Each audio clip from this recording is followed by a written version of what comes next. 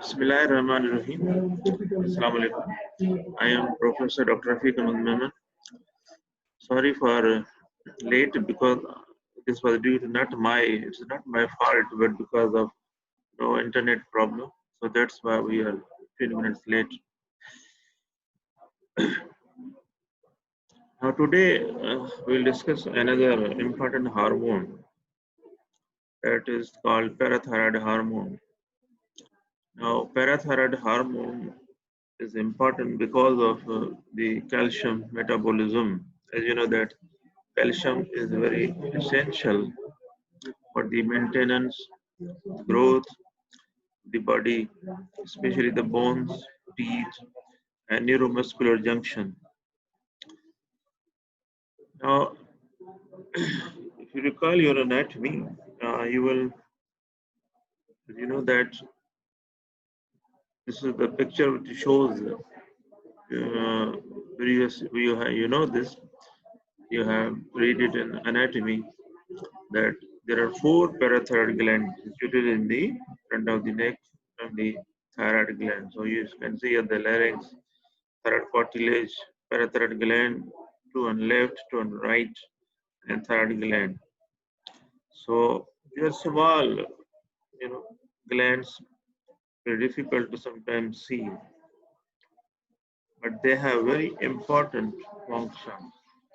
They secrete the important hormone that's called PTH, parathyroid hormone. So what are these functions of the parathyroid hormone? The main effects of the parathyroid hormone are to increase the concentration of the plasma calcium by increasing the release of the calcium and phosphate from the bone matrix, increasing the reabsorption by kidney, and increase renal production of 1,2,5-dihydropolycalciferol, that's called vitamin D3, which increases intestinal absorption of the calcium. As you know that people are talking now, everybody is talking about the vitamin D3, how it's important. It is also increases the boost immunity and also is given to people who suffer from COVID-19. But definitely before that, there are so many established functions of vitamin D3. But here we are discussing the vitamin D3 is essential for the absorption of the normally parathyroid hormone causes this important function that it causes the increased renal production of the 1,2,5-dihydroxypolycalciferol, that vitamin D3, which is needed for the increased intestinal absorption of the calcium. If you take more calcium but you don't have vitamin D3, then definitely the calcium will be not absorbed and it will excrete in the urine, also in the feces. And when in some situations, when a body needs the calcium, it also supplies the calcium from the bone. It causes the resorption of the bone. And definitely normally the calcium somehow is excreted but does not need calcium, it is excreted to the kidney. So when it is needed, it also helps by causing reabsorption of the kidney. So these are the 3 important functions of the parathyroid hormone keeping.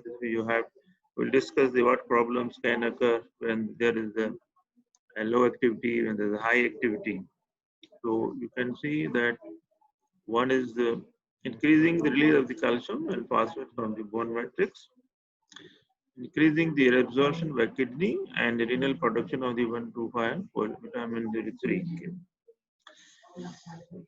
Now you can see the regulation of systemic calcium homeostasis. How is this controlled?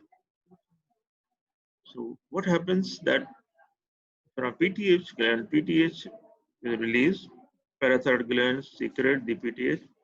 It acts on the bone, kidney, and that calls the, as we discussed in previous slide. So bone, what happens is increase the bone resorption if needed. It's not a normal function, but in some situations where needed. And then the kidney decrease the for reabsorption of the phosphorus and increased calcium reabsorption in the kidney, and also the 1,2,5-dihydroxycholecalciferol. So there causes the synthesis occurs in kidney, and this leads to the increased absorption of the calcium from the intestine, and ultimately there's increased calcium level. Plasma calcium level is maintained. So this is a normal phenomena, but sometimes it becomes abnormal. So two situations can arise. One is the hyper, other is the hypo. So hyperparathyroidism and hypoparathyroidism both are important, and today we'll discuss the hyperparathyroidism. Definitely, hyperparathyroidism is called when there is increased activity of the parathyroid glands and releasing the increased PTH circulation. It's the primary, secondary, and tertiary. The primary is characterized by the chronic, poorly regulated, excessive secretion of the PTH. So this is primary. The problem occurs in the parathyroid glands. That may be carcinoma, that may be adenoma, whatever it may be. But secondary occurs due to usually the kidney problem. When there is a chronic renal failure, there is a decreased formation of the 1,2,5 cholecalciferol, that's the vitamin D3. So that's why there is decreased reabsorption of the calcium from the gut. So that's the problem, and that is stimulation of the signal goes to the parathyroid gland to produce, increase the and to cause increase the PTH.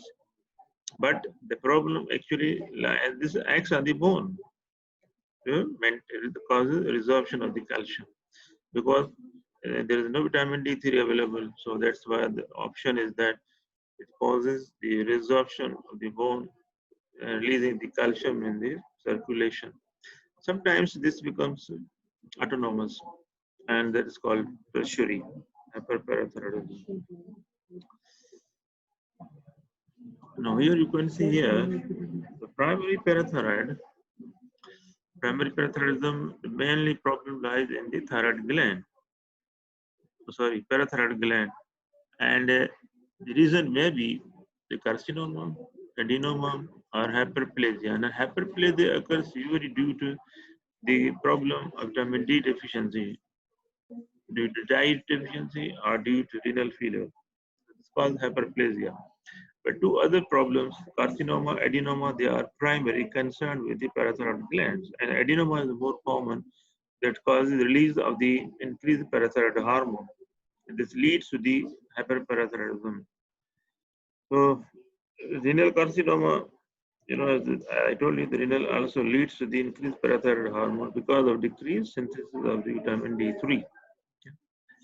Renal failure also acts on the phosphate retention, and calcium is low and is called PTH increase. Similarly here, small intestine may, due to vitamin D deficiency, due to any reason, decreased absorption of the calcium, and that leads to the hyperplasia of the parathyroid gland and causes the increased secretion of the parathyroid hormone, which acts on the bone to maintain the calcium level. Now, in secondary hyperparathyroidism, the pathophysiology of the secondary hyperparathyroidism, we have discussed already that due to the chronic kidney disease, PTH, definitely there is decreased level of vitamin D3, and the signal goes to the parathyroid gland, and it causes hyperplasia, and it causes release of the PTH, and that causes the resorption of the bone, and this is called secondary, and sometimes it becomes autonomous, that's called tertiary hyperparathyroidism. Now, the same thing which we already have seen, that the hypocalcemia leads to the phosphorus retention, low level vitamin D3, and that leads to hyperparathyroidism, and is called the problem. The cause of the primary, already you saw the adenoma, carcinoma. Now here the secondary definitely the vitamin D deficiency and renal failure. The clinical features are most of the times it depends. Actually, it's because of the decreased calcium level. Increased calcium level. So whenever there is calcium is increased, definitely what will happen? So initially, the many patients are asymptomatic. Patient may have problems with the bones, stones, abdominal groans, psychic moans with 40 overtones. These are the 5 things which you keep in mind. What will happen to the bone? Then definitely hypercalciumability. The stones formation, especially the kidney, nephrocalcinosis or renal stones, then abdominal groans, abdominal pain, and psychic. It also has effects on the psychic. But a lot of the patient, they come with psychic symptoms, hypocalcemia, even hypercalcemia, and with the fatigue overtones. Fatigue is the main thing because calcium is needed, but definitely for the neuromuscular junction. But when there is hypercalcemia, it leads to the fatigue. Now here you can see there is bone loss, kidney leads, and psychic disturbances, abdominal symptoms.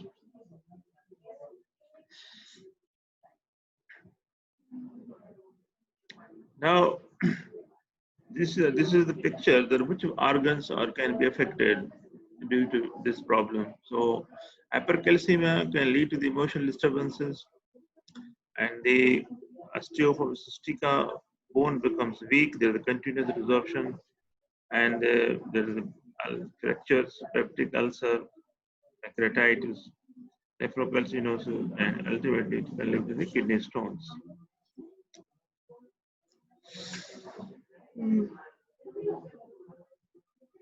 Actually, this is also what we have discussed in previous slides. So the manifestations of the hypercalcemia can lead to the paresthesia, muscular weakness, diminished reflexes, malaise, fatigue, intellectual weariness. Patients become psychotic. Sometimes they become depressed, they become excited, and so these patients can have different presentations. I told you the bone pain and the fractures because there is a continuous reabsorption or resorption of the bone on the release of the calcium, and the bone becomes weak and they have a cystic form. Now, a lot of patients, you can see that when they have recurrent renal stones, then you think about patient might be having this hyperparathyroidism because these patients when have pain, kidney pain, they go to the surgeons, urologist, and they diagnose having renal stone. They operate and leave it. Again, they come. So there's repeated.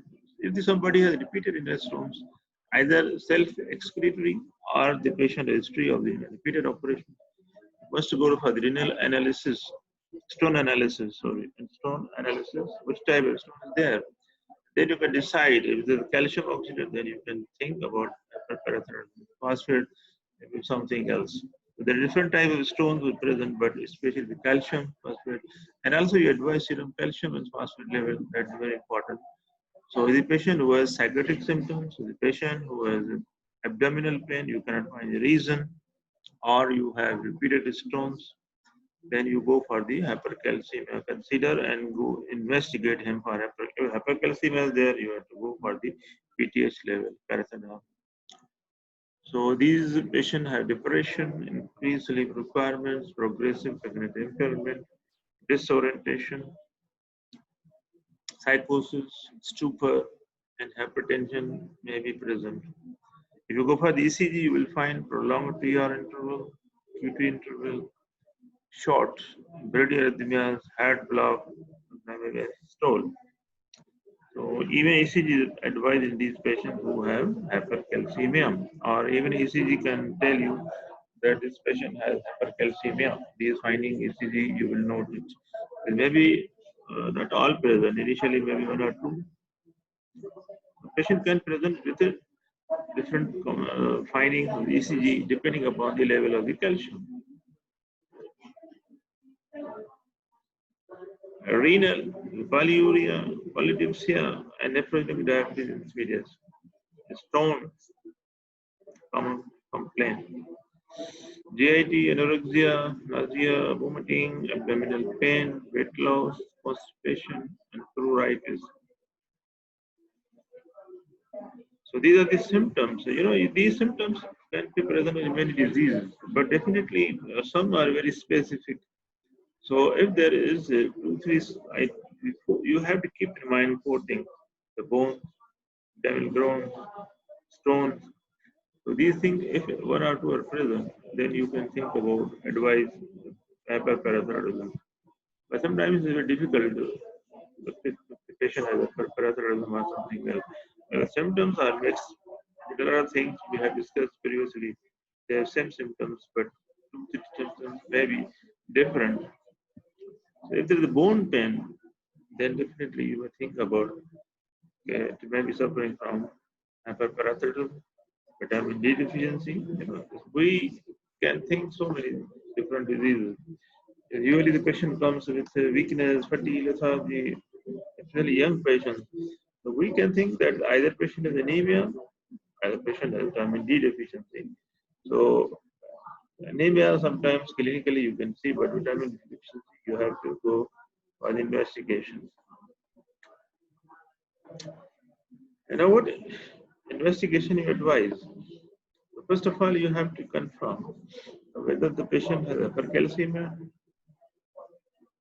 Either, so we have to go for the and this is a due to the parathyroid gland problem. So we advise calcium, phosphate, urinary calcium, 24 hours, especially urinary calcium. And serum PTH is important. There, calcium is decreased or raised, or uric calcium is decreased. Then your PTH is raised. Then you can think about that. What could be the reason? Cause. You have to go for the. You can advise CT scan, PET, MRI, ultrasound, but difficult in ultrasound because CT is difficult to visible small. So you can go for the system B, iodine obstruction. This is an important investigation, very helpful for the diagnosis of the problems of the paradenoma or carcinoma in the parathyroid gland. Scanning also important. Parathyroid scanning can be helpful as we saw in the thyroid gland scanning.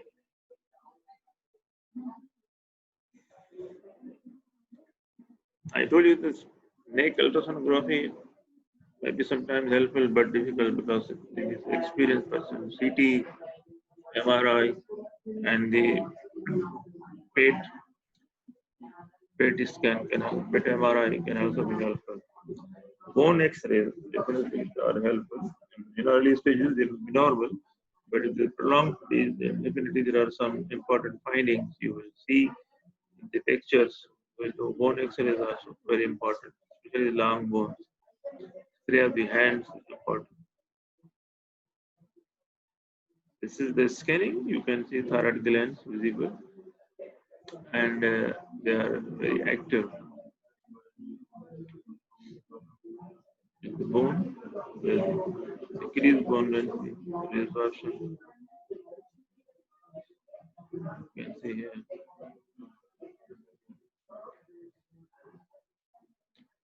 I told you that bone, there is cyst formation. You can see here the bone, how much they are. There is a dissolution and they become cyst like that. They become fragile, easily broken. This is secondary, but it becomes sometime in tertiary. So this is X-ray output. And hence, this become, you can see here cyst. This is a normal, right? Here left side, and also here this ulna. You can see here cyst on the right side.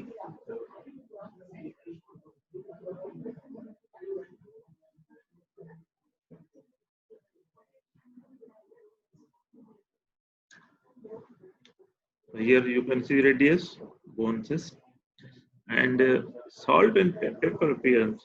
Primary hyperparathyroidism.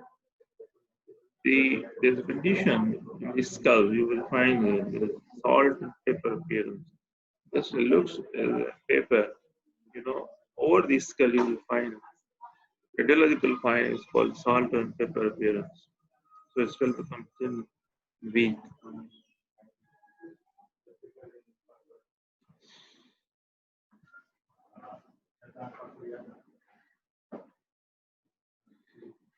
Now,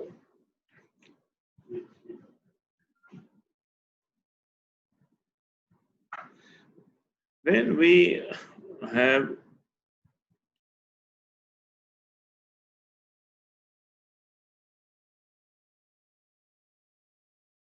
some clinical impression,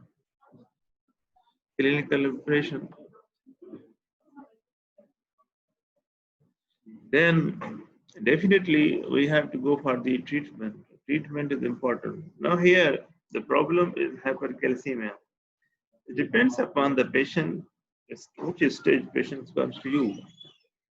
If the patient has polyuria, polypsia, and renal failure, first you have to control the calcium, decrease the level of the calcium by fluids, eye fluids, to prevent the renal failure. Number two, bisphosphonates. Now, bisphosphonates will decrease the bone reabsorption and the calcium mimetics. And the calcium mimetics, these are the drugs which acts on the parathyroid gland and decrease the PTH level. You know, this is not the actually symptomatic treatment. And if the patient tried to find out the reason, what was the reason? It was the adenoma, the carcinoma, the primary and secondary. That's very important. For the primary, definitely we have to go for the. Initially, we decrease the calcium level by giving fluids, bisphosphonates, different bisphosphonates, oral available. They are weekly. They are available for the monthly and injectable. Here we have to give the injectable form because there's emergency. We have to give injectable form that there's decreased bone form resorption and the calcium level is decreasing. Fluids, you will give that the calcium is excreted and also the renal failure is prevented. Then the patient who has secondary vitamin D deficiency is also advisable. This patient, vitamin D3. We also advise vitamin D3. We forgot in the investigations. ECG investigation, very important. So this is very important. There should be advice. Vitamin D3 is decreased. Definitely, then we have to go vitamin D3 because most of the time here, vitamin D3 is needed, and most of the time the case is because of renal failure. So urea creatinine, abdomen, that also advisable to rule out renal failure. Even they can go for the urine DR to see the albumin and what other things. Now, if renal failure is there, kidneys are small, vitamin D is decreased, then we have to give the vitamin D3, not vitamin D. Vitamin D is, if you give, then it will be converted from the liver, but it will not converted active form 125 in the kidney. So we have to give active form 125 polycalciferol, dihydroxycholesterol, 125 dihydroxycholesterol, vitamin D3, which is available in the market and it is little bit expensive. Now, a lot of vitamins D are available alone or vitamin D with the calcium, they are not active form. So do you remember this?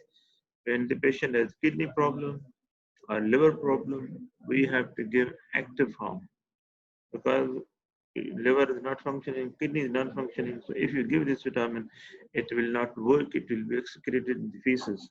So if you want to confirm or you want to treat the patient who has this problem due to vitamin D deficiency, especially in renal failure, you have to give the active form 125 dihydroxycholecalciferol, that is vitamin D3.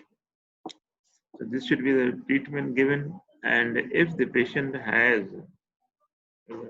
adenoma, then definitely we have to go for parathyroidectomy, or because it's very so small that you cannot remove it. So you have to remove thyroid gland. And after thyroid gland removal, patient will develop. If it is one removed, no problem. But if you go all, definitely the patient will develop hypoparathyroidism. But here, mostly they didn't one gland is involved. But the hyperplasia, all glands may be involved. So if you correct vitamin deficiency, that means it becomes normal. But when the problem lies in any gland, due to adenoma, carcinoma, that should be removed. So these are the current treatment options, medical and surgical, for the patient who has hyperparathyroidism. And inshallah, we will discuss the opposite, hypoparathyroidism, in the next lecture. Thank you very much.